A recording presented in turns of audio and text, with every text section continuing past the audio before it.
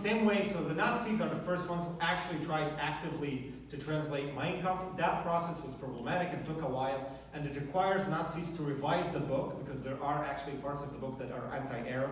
So it took the Nazis a while to understand that, and then go back and revise it, and take out parts that might offend the Arabs, and revise also their thought in order to somehow include the Arabs in that racial purity claim. Okay, the Arabs are not too bad, and then try to translate it. Because the first time that it was translated, actually the Arabs found it very offensive, and it was after it got modified to be only against the Jews that the Arabs accepted it. And then it was, of course, Haj Amin al-Husseini, the Grand Mufti of Jerusalem, who went to Hitler and met him, and he's the one who started making pamphlets in Arabic, established a radio station, a Nazi radio station in Arabic, in order to promote that Nazism.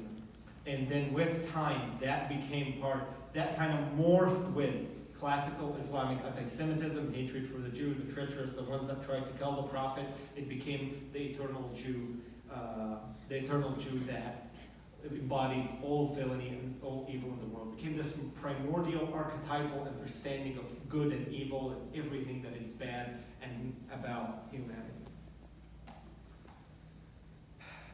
So post-colonialism later, with the rise of pan-Arabism, also adopted that. Jews are agents of Western evil, and that created finally the sort of hybrid anti-Semitism that you saw earlier in the videos of both Islamic and Europeans and Jews. And this, as you can see, is a quote. This is from Al-Azhar University, a major Sunni institution.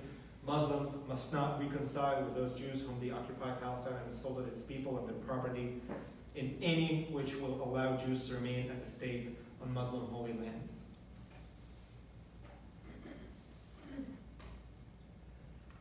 Now, what is the solution? Is there a solution out of this? I just faced you with a very dark picture that you now might feel like, okay, this is not going to be over. I believe that there is a solution, and that solution is education. The main problem of any kind of hatred is ignorance. And as I said, poor countries, broken states, broken education systems, high illiteracy rates. The only way to defeat bad ideas is to battle them with good ideas. And the only way to get the people, Europe was once, not just Europe, the entire Western world was once immersed in that same hateful ideology. And things got much better. There are still problems, and now we are worried about the rise again. But things can get better. I'm an example of that. But the only way that things can get better is honesty, free speech, and education. The internet has broken a lot of the barriers that we used to have to talk to Muslim and Arab world. And I believe that if we put enough effort in order to promote dissident, courageous Arab Muslim voices, and they are there, and we will have a result. People are not evil. People just believe in very bad ideas. My parents are not evil people. They just grew up in that environment. They grew up with these stories. Those 14-year-old Palestinian children, they thought they were saving the world. They were being quite altruistic. They were being selfless and sacrificing themselves to end evil. That's a bad idea. And the only way that we can change it is with education. It's not going to be easy. It's not going to be quick. It's going to be, as I said, painful, but it needs persistent, and it needs now. There's no wonder that the Palestinians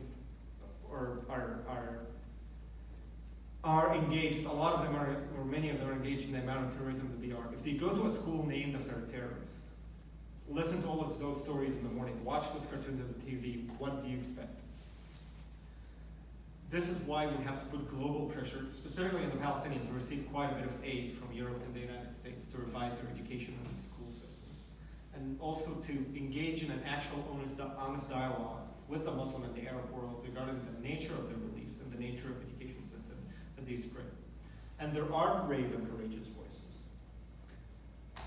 This is an example of some change that is happening. This is an Iraqi TV show host, that actually shocked and made quite an uproar with his introduction one day in his show. After 1,400 years of cursing the Jews and the Christians in our prayers, for calling upon Allah to disperse them, who have been praying for the destruction of their countries, but we are the ones who are left without a country. He was basically shaming people that the destruction that we wish upon others inevitably only destroys us. This is a Saudi journalist who was talking about how the Palestinians are the ones who are responsible for the problems. They didn't want to accept peace. and they should accept Israelis and accept the Jews and just live with them and accept the peace. Another Saudi intellectual researcher from Twitter, and you can see how Twitter and social media did give a platform for these voices to arise. And he's calling for making peace between Gulf states and Israel, enough for the hostility, enough for all of this. We have bigger problems, especially with the situation with Iran. This is a Saudi intellectual just in April. Our greatest enemy is Iran, it's not Israel. We're obsessed with Israel, but Israel is not doing anything bad for us. This is another Saudi journalist who's talking about, actually for the first time, actually naming, as journalist is actually naming anti-Semitism. However, anti-Semitism in the Arab world is a product of loathsome racist education that is rooted in the Arab mentality that is used to labeling people according to tribal, family, and racial affiliations. It is this education that promoted thousands of Jews who were citizens of Arab countries to immigrate after the establishment of the State of Israel. They were expelled, but nevertheless, it's a good thing that a journalist is promoting this. As I said, there is hope, but we need to invest in education. Not just there, and this is the last part of my presentation tonight, but also here. I was shocked. I thought I was moving to America, where things are going to be better. I can talk about Israel. I can talk about Jews. I can talk about there's no that amount of anti-Semitism. But I was shocked to find, especially increasingly recently, that things are less secure than they seem to be. I was working for the United States government for the past 5 years, teaching Hebrew at a military school, and but been working with Stand With Us just on and off, just making a speech here and there. And I can see the sense of urgency that the entire Jewish community in the United States feels now. And that's what prompted them to ask me to come full-time. And that's what I did, because increasingly in the United States and in Europe, anti-Semitism has been growing substantially from very different directions. And we find ourselves now in a moment where we're talking about the Arab world, we're talking about all the ignorance, but we can't ignore the amount of ignorance and the potential risk from this country, even in the most educated circles, even on campuses, about the rise of new anti-Semitism and even old anti-Semitism.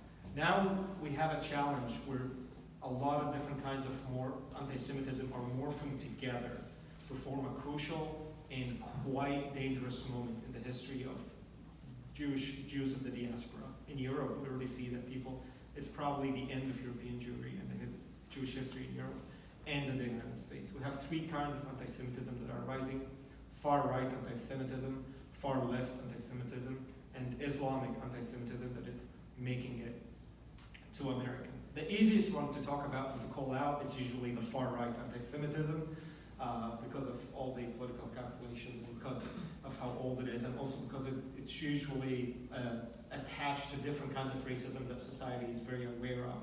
So you see that in neo-Nazis. We saw the Charleston March, Jews are not going to replace us chant. And mainly right now you have this huge conspiracy theories and far-right activists, the Great Replacement theories, that Jews are plotting in order to replace the white race from their home countries, including America, by importing large amounts of immigrants from Muslim countries and from Latin America. And then you have names like George Soros that are used in order to fuel all of that conspiracy theories. And there's a kernel, of course, like every conspiracy theory is usually based on some sort of a partial fact. And one of them is that Jews were always active in the civil rights movement. Jews are always at the forefront of promoting, immigration laws and inclusiveness, and also like the entire legislation regarding refugee status or asylum status, which I personally benefited from, was specifically pushed by Jews after World War II and after what happened to them.